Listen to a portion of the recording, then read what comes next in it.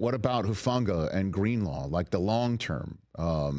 Two stout defenders at two important levels, clearly, for this defense. Is that possible? They return in November, December? What do you think? Yeah, I think so. I would say November.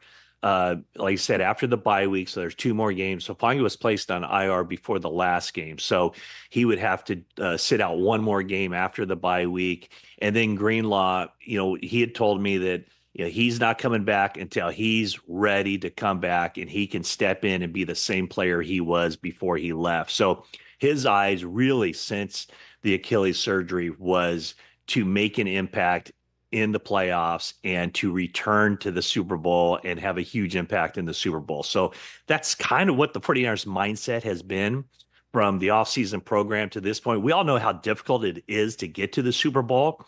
And that's where the 49ers focus is. It's like, yeah, they're 3-3 in the division, but no one's panicking. I think they did kind of treat that game against Seattle as, Kyle Shanahan's line was, it's not a must win, but it kind of is a must win. That's what he told players. And so they took care of business against Seattle. Like we mentioned, they're 3-3. They're atop the NFC West. They have a lot of season ahead of them, a lot of room for improvement. And then they're kind of taking the small view of this, obviously preparing for every game, but also I think the coaching staff and the medical staff and the front office taking the long view of how do you not only, win the West, get into the playoffs, but have your best team out there and playing your best football for those games that matter once the single elimination tournament starts in January. Yeah, I mean, I guess, Matt, the idea is get McCaffrey and Hufanga and Greenlaw back in time for the playoffs and win your division. If you can pop up to the 3 seed by doing that, then that's cherry on top.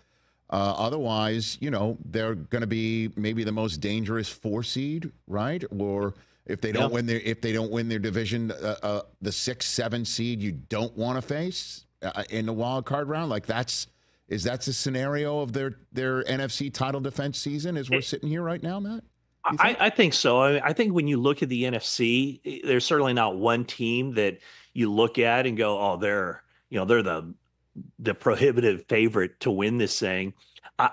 As much as the 49ers wanted that bye that only goes to the number 1 seed, as much as they wanted home field advantage, an advantage that they rode last year through a couple of kind of rocky games, beating the Packers, coming from behind in the second half, doing the same thing, huge deficit against the Detroit Lions.